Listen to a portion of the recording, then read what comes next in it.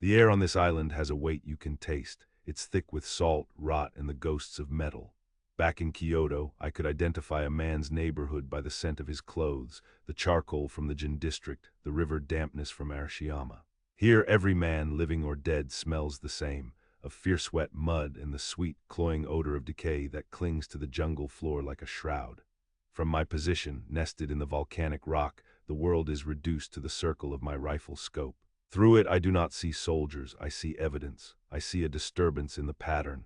I see a crime about to be committed against the divine order of the empire. I was a policeman. My beat was the Nakamachi district. My weapon was a notebook and a keen eye. I could reconstruct a market theft from a single overturned cabbage cart and a misplaced Geta sandal.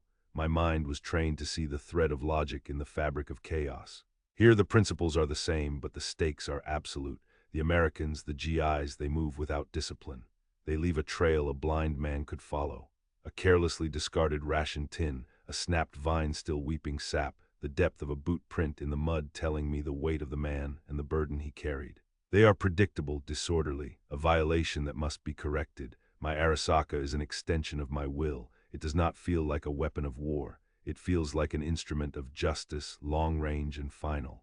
When I squeeze the trigger, the recoil of familiar, firm push against my shoulder, it is not an act of hate. It is an act of restoration. I am erasing a discordant note. I am returning a small piece of the world to its proper state.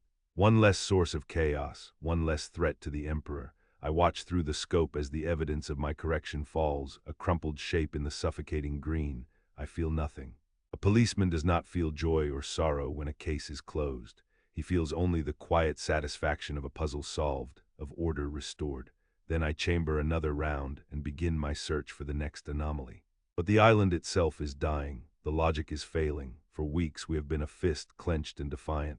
Now we are just scattered fingers, broken and grasping at nothing. The shelling from the American ships never stops. It is a constant grinding percussion that works its way into your bones, shaking the teeth in your skull.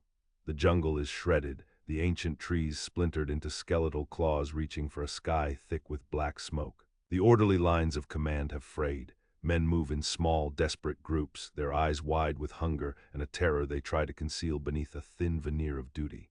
I see the chaos I fear most not in the enemy, but in ourselves. The slow, inexorable erosion of discipline. This is not the imperial army I know. It is a nest of cornered animals. We were pushed north, always north. A slow, agonizing retreat over razor-sharp coral rock and through ravines choked with the bodies of our comrades. The Americans were a wave, relentless and impassive, and we were the sandcastle crumbling grain by grain.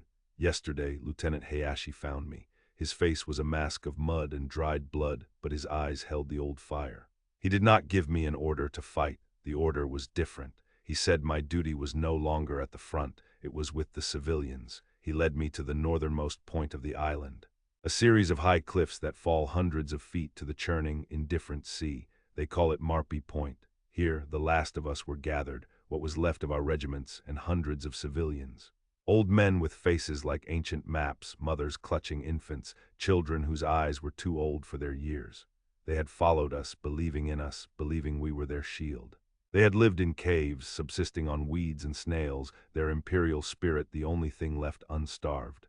I looked at their faces and I saw the citizens of Kyoto, the people I had sworn to protect. A cold knot formed in my stomach, a policeman's instinct. Something was wrong. This was not a shelter. It was a holding pen. An officer I did not know stood on a rock outcropping. His voice was raw, but it carried over the wind. He spoke of honor, of the shame of capture. He described the barbarism of the Americans, painting pictures of torture and degradation. Below us, in the turquoise water, we could see the enemy ships. Their loudspeakers crackled to life, a voice speaking clumsy Japanese, promising food, water, safety, a promise of life. The officer called it a devil's whisper. He said there was only one path left that held any dignity. One final service to the emperor, a pure, untainted death, Jyokusai, the shattering of the jewel. My duty, Lieutenant Hayashi explained, his voice devoid of all emotion, was to ensure the order was followed. My rifle, my observational skills were to be turned inward. I was to be a guardian, not against the enemy, but against the weakness of our own. I was to watch for hesitation. I was to prevent anyone from accepting the American offer. I was to be the final instrument of order. I looked from the desperate families to the calm, blue sea to the rifle in my hands. The world ceased to make sense.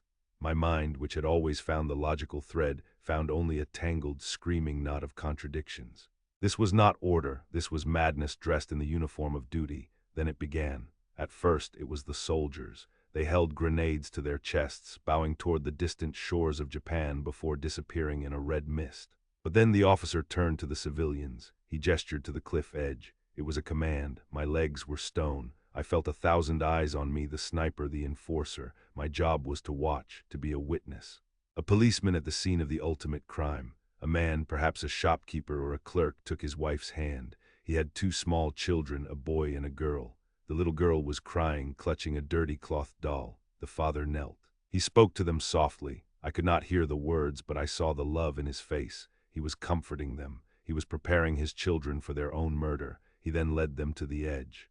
For a moment they stood there, a family silhouetted against the impossible blue of the sky. He bowed deeply to them, and then he pushed them. The wife, then the boy, then the little girl with the doll. They vanished. Their screams were swallowed by the wind. Then he leaped after them. I did not move. My breath was a shard of ice in my throat. My hands, usually so steady, trembled on the stock of my rifle. All around me, the scene repeated. Families stepping into the void, mothers throwing their babies into the sea before jumping themselves. Some hesitated. They would turn back, their faces twisted in a desperate, primal plea for life. And the other soldiers, the true believers, would urge them on, sometimes with the barrel of a gun. My duty was to do the same, but I could not. The policeman in me, the man from Kyoto, was screaming. This was not the restoration of order. This was the methodical, systematic execution of the innocent. The very people my emperor, my nation, my entire existence was sworn to protect. My eyes locked onto one woman. She was holding her infant son. She stood at the edge, rocking him, humming a lullaby I could not hear. Her back was to me. She was just a mother and her child. She could have been walking by the Kama River on a spring afternoon.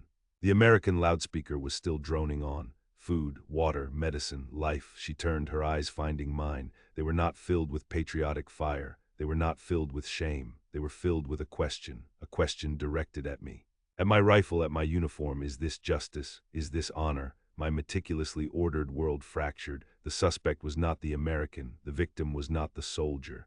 The crime was this moment, and I was an accomplice.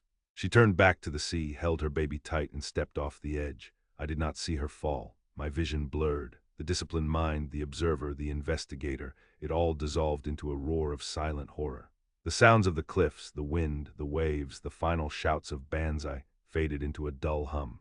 The only thing I could see were the faces of the people I used to serve, the old woman who sold rice cakes in my district, the laughing children playing in the temple grounds. I was a guardian of that peace. And here, on this forsaken rock at the end of the world, I had stood guard as that peace was systematically butchered in the name of a word, order, that had lost all meaning. Now the cliffs are quiet. The last shouts have faded. The last bodies have fallen. Soon the Americans will come. I am sitting with my back to the rock, the Arasaka resting across my knees. It feels alien now, heavy and cold. It is no longer an instrument of justice. It is a tool of atrocity. The policeman from Kyoto is dead. He died up there on that cliff, with every family that plunged into the sea. I don't know who this man holding his rifle is. I only know he is a witness to a crime so profound, there can be no justice and no order can ever be restored. These memories are heavy, but they must be shared. Subscribe to ensure these stories are never forgotten.